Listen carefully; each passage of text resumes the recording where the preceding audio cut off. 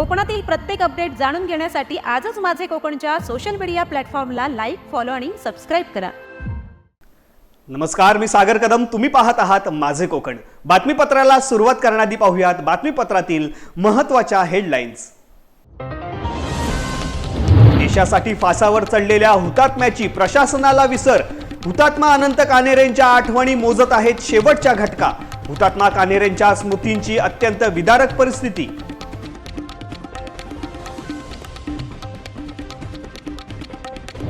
CET engineering साठीची रत्नागिरीतील मुलं ताटकळली.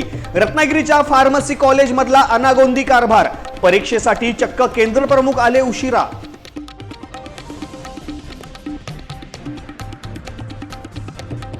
कणकवलीमध्ये गुड फ्रायडेच्या कार्यक्रमात मधमाशांचा हल्ला. मोठ्या प्रमाणात ख्रिश्चन बांधव झाले जखमी. 40 जणांवरती उपजिल्हा रुग्णालयात उपचार.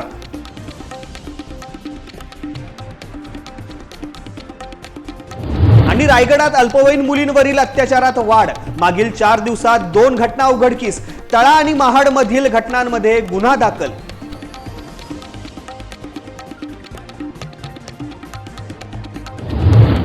आता पाहूया सविस्तर वृत्त. देशासाठी फाशीवरती चढलेले नाव हुतात्मा अनंत लक्ष्मण कान्हेरे. वयाच्या केवळ 18व्या वर्षी ब्रिटिश कलेक्टर जॅक्सनचा वध करणारे हे क्रांतिकारक. मात्र त्यांचं रत्नागिरी जिल्ह्यातल्या खेडमधील आयनी या मूळ गावी असलेल्या आठवणी शेवटची घटका मोजत आहेत. त्यांच्या मूळ राहत्या घराच्या ठिकाणी उभारलेल्या छोट्या स्मारकाची पडझड झाली असून अत्यंत विदारक परिस्थिती निर्माण झाली आहे. त्यांच्या स्मृतींची दुर्दशा काय आहे ते पाहूयात माझे कोकणच्या या खास रिपोर्टमधून. रत्नागिरी जिल्ह्यातील खेड तालुक्यातील आयनी हे गाव. इथेच 1892 मध्ये जन्म झाला देशासाठी हसत हसत फाशीवरती गेलेल्या हुतात्मा अनंत कान्हेरे यांचा. कान्हेरे यांचं मूळ घर आज मोडकळीस आलंय. ज्या ठिकाणी एक राष्ट्रीय स्मारक उभं असायला हवं तिथे आता केवळ स्मृतींची पडझड पाहायला मिळते आहे.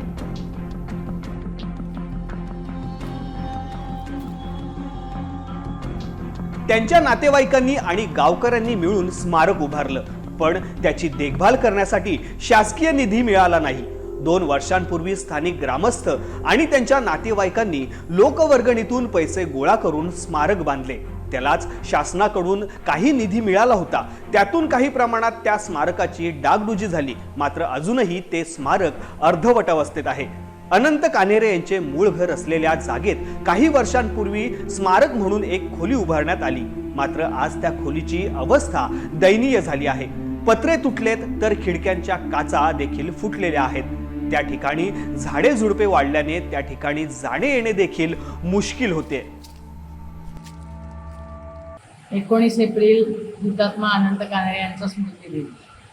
त्या दिवशी ठाणा येथे त्यांना फाशी दिलं गेलं. त्यांचं खेड तालुका रत्नागिरी जिल्हा आयनी हे जन्मगाव. इथे त्यांच्या पुढच्या वारसांची कान्हेरे यांची वस्ती भरपूर आहे.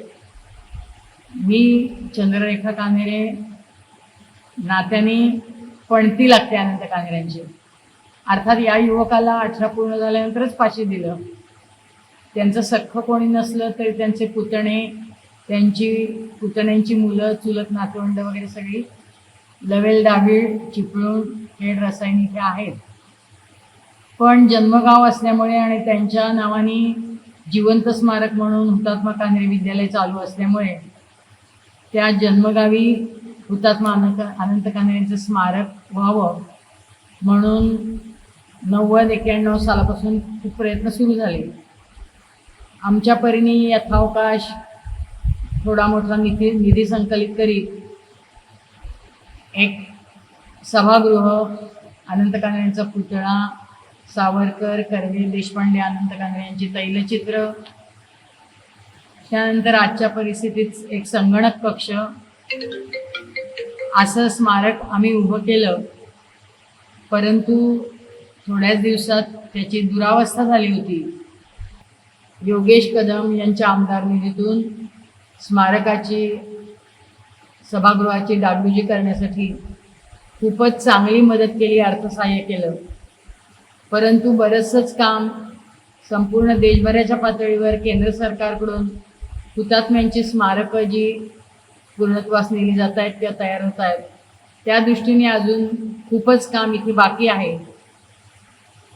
त्यासाठी उर्वरित निधी योगेशभाई यांनी मंजूर करावा.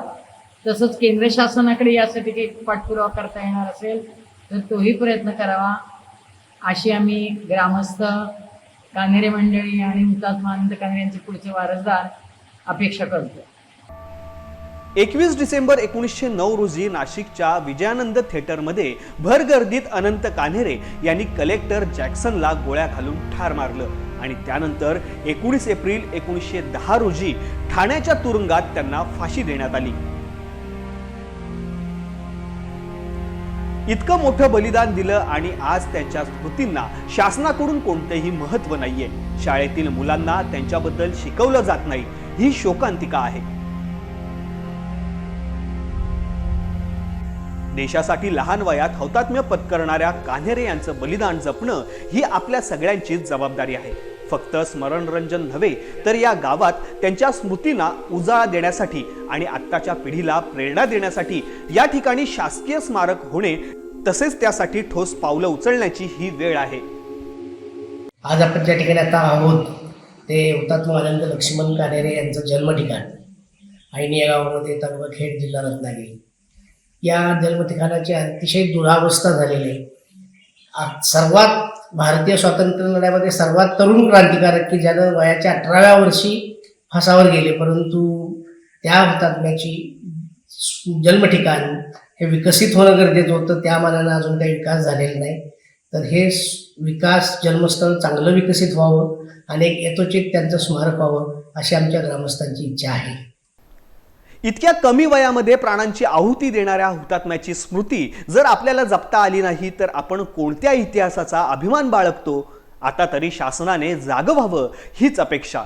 आता पाहूया पुढील बातमी. CET इंजिनिअरिंगसाठीची रत्नागिरीतील मुलं परीक्षा केंद्रांवरती तात्कळत राहिलेली पाहायला मिळाली. रत्नागिरीच्या फार्मसी कॉलेजमधला अनागोंदी कारभार आहे. परीक्षेसाठी चक्क केंद्रप्रमुखच उशिरा आल्याचे पाहायला मिळाले. त्यामुळे CET परीक्षेसाठी आलेले पालक त्यांच्यावरती चांगलेच संतापलेत. परीक्षे वेळेत फार्मसी कॉलेजमध्ये कोणी उपलब्ध नसल्याने पालकांचा मोठा गोंधळ उडाला.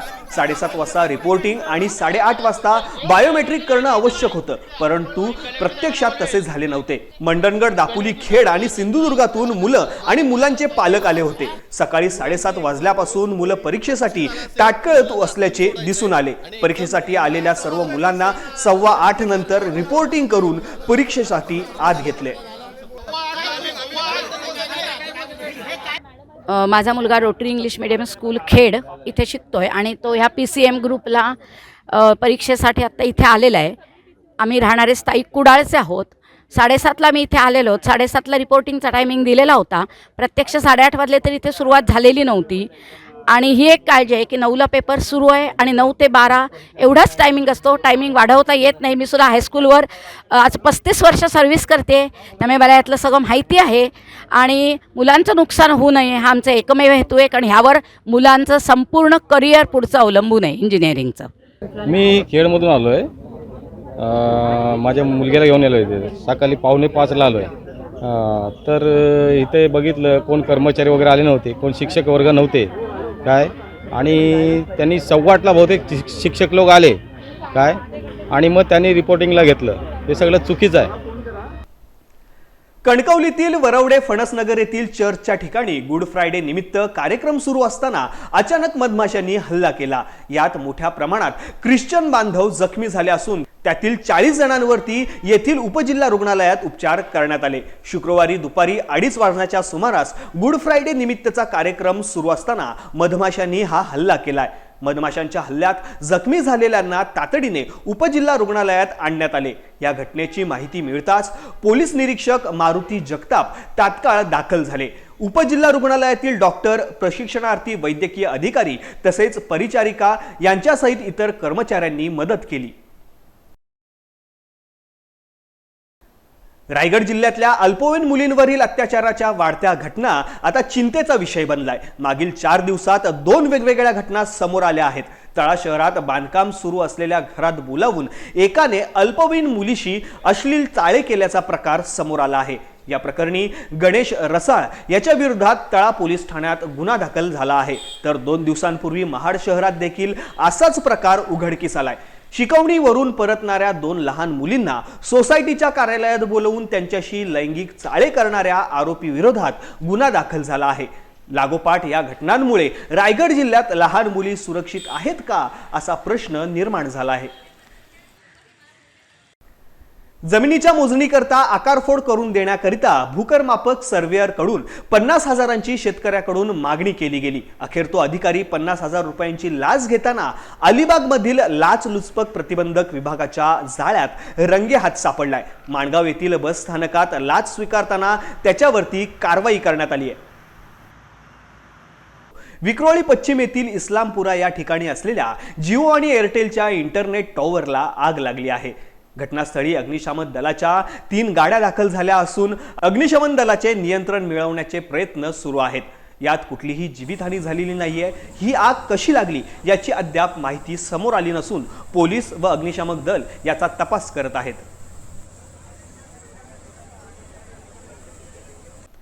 रत्नागिरी जिल्ह्यातील सुतार समाज युवा संघाने दिनांक 13 व 14 एप्रिल रोजी चिपळूण येथे क्रिकेट स्पर्धा आयोजित केली होती. ही स्पर्धा जिल्हा युवा अध्यक्ष कुमार अमोल धामणसकर यांच्या अध्यक्षतेखाली संपन्न झाली. स्पर्धेला बहुसंख्य समाज बांधवांनी सहभाग घेतला. या स्पर्धेला जिल्हा युवा उपाध्यक्ष राकेश धामणसकर, शैलेश शिराळकर, चिपळूण शहर उपाध्यक्ष मंगेश कोकीरकर, अभय काणेकर, रुपेश नाटुसकर यांनी महत्त्वाची भूमिका पार पडली. या स्पर्धेला समाजाचे आजी माजी सगळे पदाधिकारी उपस्थित होते. या स्पर्धेचा प्रथम क्रमांक संगमेश्वर तालुका तर द्वितीय क्रमांक गुहागर तालुका यांनी पटकावला. या ठिकाणी रत्नागिरी जिल्हा युवा कार्यकारिणीच्या वतीने, त्याचबरोबर या ठिकाणी चिपळूण तालुक्याच्या वतीने, त्याचबरोबर शहर कमिटीच्या वतीने या ठिकाणी जिल्हास्तरीय क्रिकेट स्पर्धेचं आयोजन मित्र या ठिकाणी केलेलं होतं. 2 दिवस या स्पर्धा अतिशय उत्साहपूर्ण वातावरणात या ठिकाणी संपन्न झालेल्या. आपल्या रत्नागिरी जिल्ह्यासाठी ही अतिशय महत्त्वाची स्पर्धा, मानाची स्पर्धा, मानाचं पहिलं पर्व या ठिकाणी 2025 मध्ये या ऐतिहासिक क्षणाचे आपण सगळेजण या ठिकाणी मानकरी आहात. या ठिकाणी 10 संघांनी सहभाग घेतलेला होता. त्याच्यामध्ये कोणतरी हरणार आणि कोणाची तरी जीत होणार हे ठरलेलं असतं. आणि आज या मानाच्या स्पर्धेमध्ये, या पहिल्या पर्वामध्ये, या ट्रॉफीवरती जे नाव कोरलेलं आहे तो प्रथम क्रमांकाचा संघ संगमेश्वर तालुका आणि त्यांचे सगळे पदाधिकारी सहकारी या सगळ्यांना धन्यवाद देतो. त्याचबरोबर या संघातला उपविजेता संघ गुहागर तालुका यांनाही या ठिकाणी मी धन्यवाद देतो. पूर्ण जे संघ या ठिकाणी खेळलेले आहेत 10 संघ, त्या सर्व खेळाडूंना मनपूर्वक शुभेच्छा देतो, त्यांना धन्यवाद देतो. त्याचप्रमाणे मी युवा कार्यकारिणीच्या वतीने एक जाहीर करतो की येत्या डिसेंबर महिन्यामध्ये एक नवीन उपक्रम आपण सर्व युवा कार्यकारिणी घेणार आहोत. जसं तुम्ही आता स्पर्धेला मला प्रतिसाद दिलेत त्याचप्रमाणे तुम्हा सर्वांचा प्रतिसाद मला हवा आहे. तर आपण सर्वांनी मिळून एक कार्यक्रम घेऊ या डिसेंबर महिन्यामध्ये. हा उपक्रम सर्व जिल्ह्यासाठी सरप्राईज असेल, मी गोपीत आहे. यासह बातमीपत्रामध्ये वेळ झाली आता इथेच थांबण्याची. कोकणात घडणाऱ्या घडामोडींची इत्थंभूत माहिती मिळवण्यासाठी तुम्ही पाहत राहा फक्त माझे कोकण.